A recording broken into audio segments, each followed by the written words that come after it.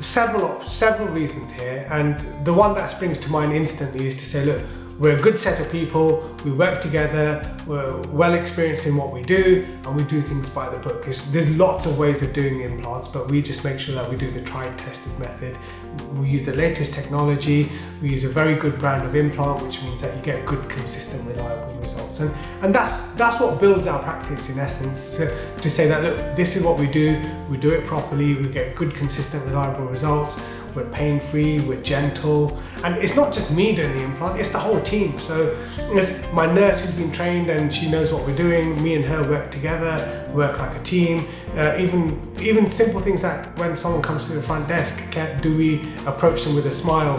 Do we help take care of them, put them at ease? And once your implant's done, it's the long-term care afterwards as well. So how do we take care of it? How does a hygienist give you special hints and tips on how to keep it clean, how to keep it nice and healthy?